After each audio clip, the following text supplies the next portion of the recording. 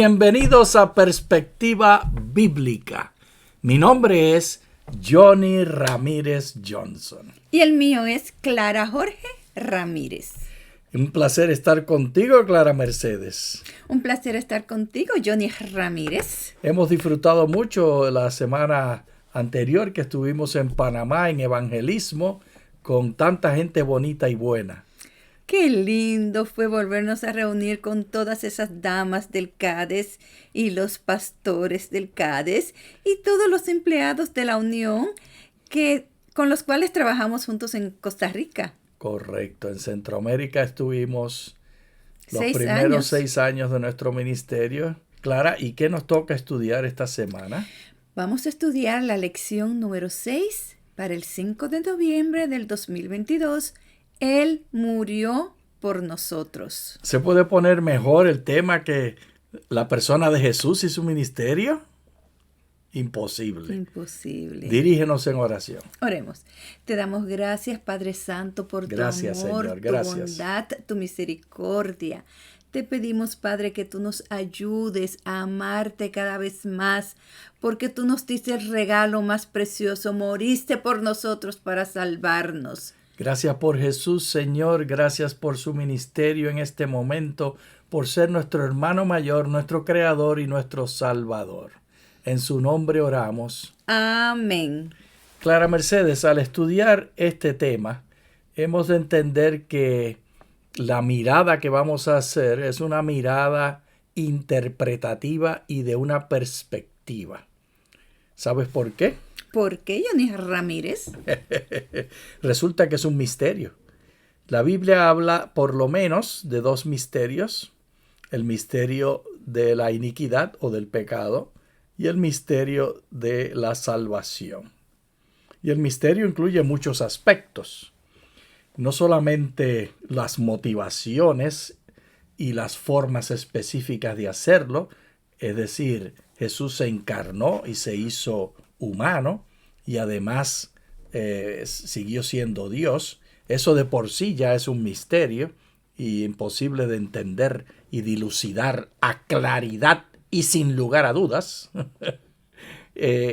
Y muchos otros aspectos más de cómo lo presentamos. Así que nosotros entramos al ambiente de la interpretación con los símbolos y las metáforas que tenemos.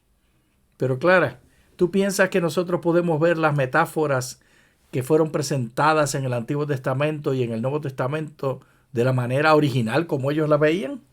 No. ¿Por qué no? Porque ha pasado mucho tiempo y cada persona tiene su diferente perspectiva según su cultura, su creencia, su nacionalidad, sus estudios, sus conocimientos, tiene una perspectiva diferente a otra persona.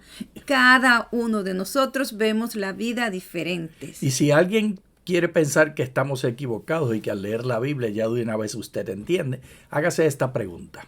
¿Por qué razón se quitaban los zapatos cuando estaban en santidad, en un lugar santo? ¿Tú sientes, Clara, la compulsión de quitarte los zapatos cuando entras a la iglesia o tienes oración o te sientes cerca de Dios? Para nada. Ese símbolo es una magnífica metáfora para hacernos entender que jamás vamos a entender y que la autoridad con la que nosotros hablamos siempre es una autoridad de una perspectiva, de una interpretación. Eso no tiene nada malo, Clara Mercedes, porque la palabra de Dios es viva y eficaz. Si bien Dios, a través de su Santo Espíritu, la inspiró y la reveló a los profetas, para ti, para mí, a nosotros, ¿te gustó el énfasis? Me encantó, Johnny, ese énfasis. A ver, repítelo tú. No, es que yo quiero escucharte una vez más. Me inspiró y reveló a los profetas. Pero sabes que a nosotros como lectores nos toca también el poder del Espíritu Santo. Se llama iluminación. La Biblia no se quedó en el pasado. Su interpretación y su entendimiento no murieron con los profetas que lo escribieron, Clara Mercedes. Teniendo esto en mente, vamos adelante a leer. Y le adorarán todos los habitantes sobre la tierra, cuyos nombres no están inscritos en el libro de la vida del Cordero, quien fue inmolado desde la fundación del mundo. Así que va a llegar un momento cuando habrá una resolución final al pecado y terminará en adoración. Después de eso viene el lago de fuego y azufre. Y esa adoración será universal. Esto causa interesantes preguntas. Por ejemplo, nosotros hoy en día, con nuestra perspectiva individualista, no podemos entender una adoración coerza, es decir, obligada. De modo que si están adorando aquí es porque lo sienten. Esa es nuestra perspectiva occidental individualista, y así es que yo lo puedo leer, no lo puedo leer de otra manera. Pero los escritores del antiguo Cercano Oriente, en este caso el hermano Juan el apóstol del amor y el apóstol del libro de Apocalipsis, el revelador, pues no tenían esa perspectiva individualista. Ellos eran colectivistas. ¿Y cuál será la realidad de la perspectiva de Dios?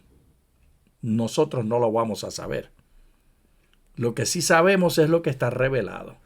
Y aquí nos dice que hay una resolución final clara. Claro. Ese es el pedazo en el cual nos tenemos que enfocar. Enfocar en el final feliz que vamos a tener. Exactamente. El que quiera dar la última palabra de cualquier interpretación con respecto de quiénes serán salvos y cuántos serán salvos, está asumiendo características de la bestia de Apocalipsis, que pretende saberlo todo y que pretende dominar a todos. Debemos ser humildes, debemos ser más simples y sencillos como niños. Y nos vamos así con este consejo a Juan 3. Y como Moisés levantó la serpiente en el desierto, así es necesario que el Hijo del Hombre sea levantado para que todo aquel que en él cree tenga vida eterna. Qué maravilloso, ¿verdad, Clara? Qué maravilloso. Y te das cuenta que aquí hay una pequeña diferencia en la traducción. Sí, no se pierda. Faltó el Sí. pedacito que aprendimos desde memoria desde niños. Porque los Todo mejores, aquel que en los él mejores cree, no se textos, pierda. correcto, claro. Los mejores textos, ¿sabes cómo se definen mejores textos? ¿Cómo se definen? Johnny Ramírez. Los más antiguos. Se asume que los textos más antiguos Son están más originales. Son más originales, están más Más cerca de la verdad. Yo no usé esa palabra, esa la usaste tú. Más cerca del texto original. Perfecto. Decir la verdad es entrar En otro campo, en porque el único que la verdad es Dios, porque Él lo dijo, yo soy el camino, la verdad y la vida. Aquí te aplaudo, Clara Mercedes. Gracias, gracias. Entonces, esta conversación ocurrió con el hermanito Nicodemo, y es precisamente lo que la ilustración de la lección trae a colación. Aquí está Jesús, aquí está Nicodemo. Que vino de noche. Que vino de noche. Esto es una representación simbólica, por supuesto. Y allá está Moisés levantando la serpiente. Pero aquí parece como una serpiente de verdad, pero no era una serpiente, era una serpiente de bronce. El punto es que Nicodemo le revela al hermanito, que Nicodemo pregunta cómo es que es la salvación, cómo es que podemos entrar al vientre de la madre de nuevo. Y Jesús le responde que la manera de hacerlo es mirando a la serpiente levantada en el desierto. Y por supuesto, ¿en quién estaba pensando Jesús cuando él habló de esta serpiente levantada? En él mismo. En él mismo y en el evento de la cruz. Esto tiene que haber sido traumático para Jesús, porque él no fue a la cruz. ¡Ah, voy para la cruz! ¡Qué bueno, qué bueno! Sino que él lloró. Él lloró, inclusive Johnny. Pidió. Él pidió, si es posible, quita de mí esta Sácame copa. esto de encima. Sácame esto, porque el dolor y el sufrimiento eran tan grandes que él no podía soportarlo. Y le pidió a su padre. Sí, le pidió a su padre esto en oración, pero le pidió a discípulos, a 3 de ellos, los hijos del trueno y a Pedro, que oraran con él. Que lo acompañaran a Pero orar. ellos no pudieron darle su apoyo. Se durmieron, Johnny. Qué triste. Qué triste. Qué situación tan triste para Jesús. Pero este levantar, volvamos a ver el texto, este levantar la serpiente en el desierto es lo que hace el Hijo del Hombre. Él es levantado para que todo aquel que en él cree tenga vida eterna. Y la manera tradicional de interpretar esto es refiriéndose a que la cruz tiene un propósito de pagar el precio del pecado. Y yo no tengo nada en contra de esa perspectiva, Clara Mercedes, pero quiero abrir otra perspectiva. ¿Tengo permiso para hacer eso? Claro. Otra perspectiva es que esta visión de una transacción, esta es una salvación transaccional, que Jesús muere para pagar el pecado, y la mejor manera de presentar eso lo tiene Corintios, donde nos dice que Él se hizo pecado por nosotros y nosotros recibimos la justicia de Dios en Él. Es transaccional. Pues esa visión transaccional está perfecta para el tiempo del Imperio Romano, donde la Pax Romana era fácil de entender y el evento del juicio era lo más alto de la cultura romana. Pero en el siglo XXI donde estamos viviendo, eso no es lo que atrae a los jóvenes. Y esta perspectiva transaccional se ve atrasada y un poquito torcido. El Dios que exige que su hijo muera y que hay que tomar la sangre del hijo. Ay, eso suena... A mí nunca me ha gustado eso cuando dicen en tiempo de la Santa Cena, Johnny, ahora vamos a tomarnos la sangre de Cristo. Yo digo, pero ¿y cómo va a ser? Bueno, eso se oye tan feo. Lo que pasa es que se puede interpretar de dos maneras. Una manera que se puede interpretar es la manera transaccional, que es la que hemos estado hablando, que Pablo presentó muy efectivamente para evangelizar, como una contextualización. De su época. Correcto. De la época que Pablo vivía. nunca pensó que esa era la palabra final. Él lo dijo bien claro. Para los judíos me hago judío, para los griegos me hago griego y para los romanos me hago romano. Y ese hacerse romano es tomar el evangelio de Jesús y traducirlo, actualizarlo a la cultura de ellos. Exactamente. Y la cultura de ellos era de Pax Romana, que era transaccional, era legalista y basada en leyes. Así que él toma todo esto y lo pone en ese lenguaje. Pero la cultura agraria de Jesús y con la cual le habló al hermanito Moisés cuando le dijo que levantara la serpiente originalmente, la historia original que está registrada en el libro de Números, esa historia original es una cultura tribal y una cultura agraria. Y en la mente de ellos no estaba esa idea transaccional. ¿Sabes por qué, Clara Mercedes? ¿Por qué, Johnny Ramírez? Porque ni siquiera hacía falta consentir. Todo lo que tenían que hacer era, le cogían la cabeza al que estaba muriendo y le abrían los ojitos para que mirara en la dirección de la serpiente de bronce y se sanaban. Es decir, no había un consentimiento transaccional donde ellos aceptaban la muerte de la serpiente para ser ellos sanos, o una transacción de lo que Dios hizo para ser ellos sanos. No, era muy diferente. Era simplemente dar un testimonio de que ellos aceptan el regalo que se les está dando. Yo tengo una necesidad, yo acepto lo que Dios me está dando. Y esa manera de interpretar lo que sucede en la cruz es ver la cruz no como un lugar transaccional, sino ver la cruz como un gran púlpito donde Jesús es puesto delante del universo, exhibido como una muestra del amor de Dios, deseando que sus hijos se reúnan con Él. Y que está dispuesto hasta la muerte con tal de que sus hijos lo vean, con tal de que escuchen la historia, con tal de que acepten regresar al Padre. Una invitación a una cena. Así tan sencillo como los del tiempo de Moisés, todo lo que tenían que hacer era mirar la serpiente y eran sanos. No sé si he logrado hacer las cosas más claras o más oscuras, Clara Mercedes. Tú que eres clara, dime. Estás aclarando las cosas, Johnny. Y yo te voy a ayudar a seguir aclarando, porque ¿cuál es mi nombre? Clara Mercedes. Léenos entonces, Mateo. Estando ellos reunidos en Galilea, Jesús les dijo: el Hijo del Hombre ha de ser entregado en manos de hombres, y lo matarán, pero al tercer día resucitará. y ellos se entristecieron en gran manera. Ahora, Clara, si tú vas a predicar de este texto, cuál es el evento más importante? Hay varios eventos allí. ¿Cuál es el evento que tú prefieres predicar? El centro, el clímax, la resolución del problema del pecado. Yo creo que lo más importante de todo ese versículo y toda la verdad que dice es resucitará. Exactamente. Y eso debemos enfocarnos en la resurrección de Jesús, porque muchas veces tenemos situaciones o vemos situaciones alrededor y nos enfocamos en las tribulaciones y en las tristezas. Ay, la tristeza, empezar a llorar desde dejamos ahora. Siempre a Cristo en la cruz. Y dejamos a Cristo en la cruz, pero no, ya Cristo resucitó. Y Él dijo, he venido para que tengan vida y la tengan en abundancia. Y quiero regresar para que se sienten conmigo en mi banquete. Exactamente, Él quiere que y vamos a tener felices. una fiesta de bodas.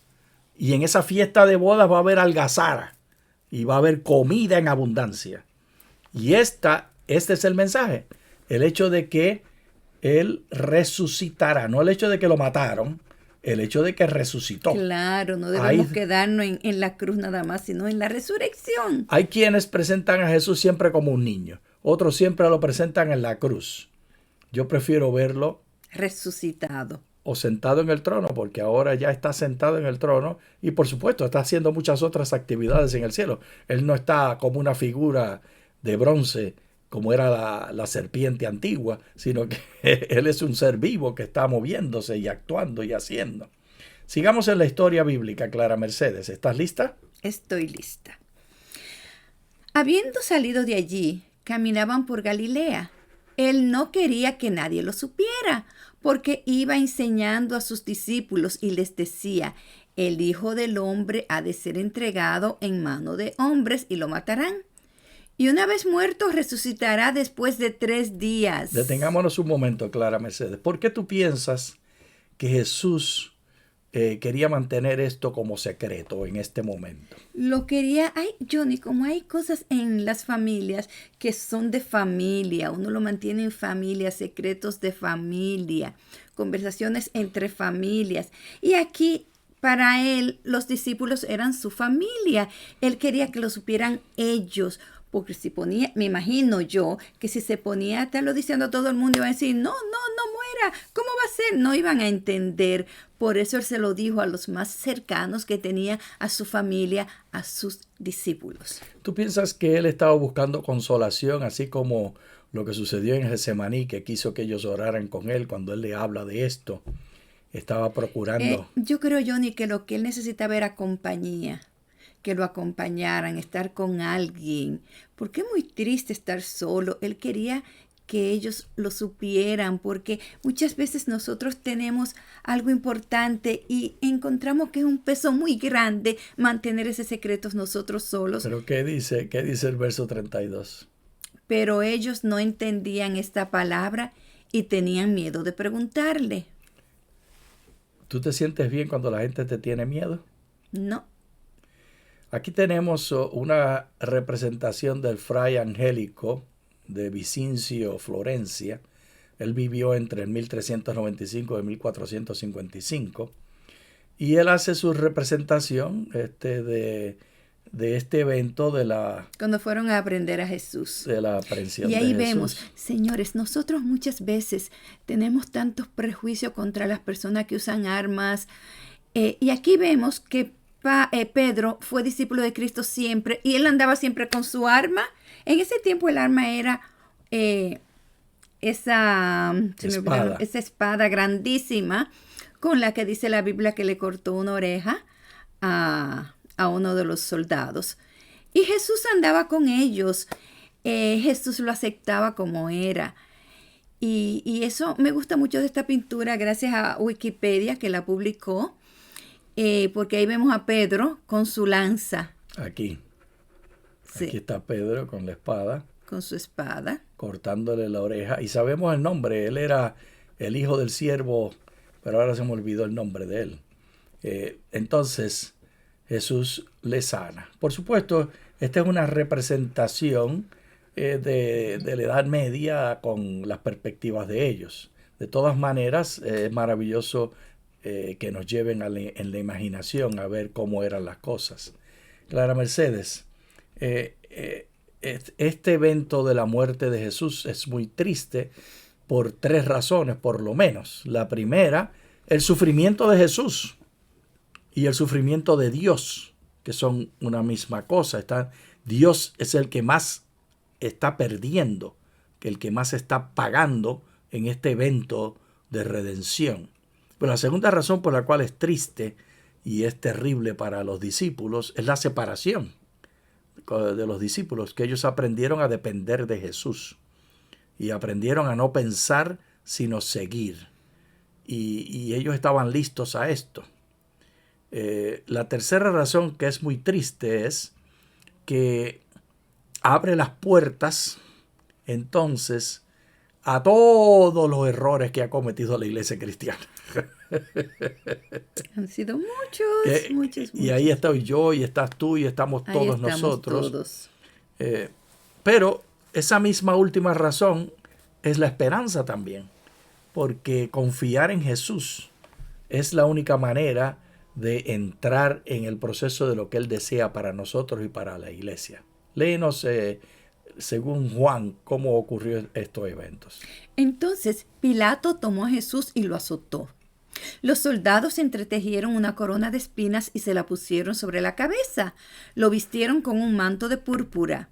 Y venían hacia él y le decían: ¡Viva el rey de los judíos! Y le daban bofetadas. Pilato salió otra vez y les dijo: He aquí se lo traigo fuera para que sepan que no hallo ningún delito en él. Entonces Jesús salió llevando la corona de espinas y el manto de púrpura, y Pilato les dijo: He aquí el hombre. Cuando los vieron, los principales sacerdotes y los guardias gritaron diciendo: ¡Crucifícalo! ¡Crucifícalo! ¡Ay, Señor, cuántas injusticias, Johnny! ¿Cuántos eventos de dolor y de terrible abuso sufrió Jesús? ¿Sabes qué? El evento de la cruz es un evento de abuso sexual porque estaba desnudo. Y lo desnudaron y lo vistieron y lo desnudaron. Además es un evento de abuso físico, de abuso psicológico, de abuso espiritual, porque ellos lo estaban haciendo en nombre de Dios. Y por supuesto, de abuso moral. Jesús y su sufrimiento, nosotros lo vemos de una manera sencilla, como que murió por mis pecados. Pero el trauma que Jesús sufrió, decir que Dios quería que el Padre quería que esto sucediera para el Padre ser satisfecho, porque la ley exigía, eso es una idea bastante torcida que da mucha angustia. Sí, porque ¿qué padre va a querer que su hijo sufra tanto? Sí, pero tengamos cuidado porque para mucha gente esta es la única interpretación que ellos entienden, que es la que Pablo predica. Pero voy a darle una explicación. Vamos a dar otra alternativa. Gracias. ¿Sabes de dónde viene todo este asunto de sacrificio, verdad? Que viene del templo y del sacrificio de los animales. Lamentablemente, las traducciones del hebreo no las entendemos porque han sido torcidas basadas en la cultura del presente. Por ejemplo, expiación. ¿Sabes lo que la palabra expiación quiere decir? Para ti y para mí, ¿qué quiere decir expiación? Eliminación de los pecados. Que alguien tiene que pagar, ¿verdad? Sí. Pues es precisamente todo lo contrario lo que ocurre. Lo que expiación quiere decir es cubrir. Así que es un cover-up, que dicen en inglés. ¿Cómo diríamos en español? Es allantar, ocultar. Los pecados de la persona lo que hacen es que se ocultan para que no se vean. No es que cambió moralmente a la persona, no es que eliminó, no es que hubo una transacción en la cual se hubo un pago. Simplemente la sangre cubría. Y de hecho, el propiciatorio, esa palabra lo que quiere decir es la cubierta. Cubriendo la ley que está adentro. Así que la sangre cubría para que no se viera. Y después que lo había cubierto para que no se viera, porque primero viene el ofrendador, tú y yo como padre de la familia, en ese tiempo eran los hombres los que ofrecían, las mujeres no iban a ofrecer sacrificios, a menos que fuera una viuda que fuera a ofrecer los sacrificios por su bebé que viene a presentarlo. Sería el único momento cuando existe la posibilidad que una mujer vaya sola. Pero volviendo, yo traigo, digamos, un cabro, entonces le pongo las manos al cabro y de acuerdo a la escritura, los pecados míos y de mi familia, no solo mío, porque no era nunca individualista, siempre era de la familia, colectivo. Todos los pecados de mi familia ¿Se pasaban al animal? Al animal. Entonces, yo le meto el cuchillo y le corto donde tengo que cortar.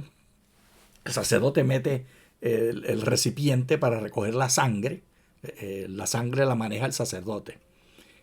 Yo maté el animal, yo traje el animal, el sacerdote recoge la sangre. Cuando termina de sangrar el animal, entonces el sacerdote lleva los pecados que están representados en este momento en la sangre, porque pasaron de mi familia a la cabeza del animal, de la cabeza del animal a la sangre, de la sangre pasan al santuario. Lo asperja en el altar de sacrificios y después entra y lo asperja en la cortina del lugar santísimo. Así que se van coleccionando los pecados de todas las familias, de todo Israel, de los que traen a confesar, del altar, y lo pasan del altar de sacrificios al manto que divide el lugar santo y el santísimo. Y en el día de expiación, entonces, los sacan de allí. Con el sacrificio por el pecado, se saca. Y entonces, cuando se saca, van afuera y le pone las manos el sumo sacerdote a Azazel. Así que los pecados, ¿dónde terminan? En Azazel. En Azazel. Y Azazel no lo matan, así que Azazel no es un sacrificio. Lo llevan al desierto y allí va a morir. Lo sueltan y allí va a morir. Entonces, ¿qué está sucediendo con el pecado? Se está escondiendo, se está sacando de la presencia. Se está moviendo de un lugar a otro. Ya no piense más en eso. Eso se fue al desierto donde nadie va y nadie habita y donde no se va a encontrar. La solución del pecado, de acuerdo a todo el sistema de expiación del santuario, no es una transacción de que alguien paga, sino que es una manera de esconder, de sacarlos, de eliminarlos, de no pensar más en ellos. Sigamos leyendo la historia, Clara. Les dijo Pilato: tómenlo ustedes y sacrifíquenlo, crucifíquenlo, porque yo no hallo ningún delito en él. Los judíos les respondieron: nosotros tenemos una ley y según nuestra ley él debe morir, porque se hizo a sí mismo hijo de Dios. Cuando Pilato oyó esta palabra, tuvo aún más miedo. Entró en el pretorio otra vez y le dijo a Jesús: ¿de dónde eres tú? Pero Jesús no le dio respuesta. Entonces le dijo Pilato: ¿a mí no me hablas? ¿No sabes que tengo autoridad para soltarte y tengo autoridad para crucificarte? Johnny, yo pienso que Pilato en su corazón él quería ayudar a Jesús. ¿Y qué le respondió Jesús? No tendrías ninguna autoridad contra mí si no te fuera dada desde arriba. Por eso el que me entregó a ti tiene mayor pecado. Desde entonces Pilato procuraba soltarle, pero los judíos gritaron diciendo: si sueltas a este no eres amigo del César. Todo aquel que se hace rey se opone al César. Así que, Clara Mercedes, al terminar la lección hoy, nos toca pensar en cómo vamos a interpretar los eventos de la cruz. Les sugerimos que contemplen la posibilidad de ver los eventos de la cruz como un anuncio del amor inclusive de Dios y no como transaccional pago por el pecado. La cruz, ¿pago o anuncio? Muchas gracias. Muchas gracias.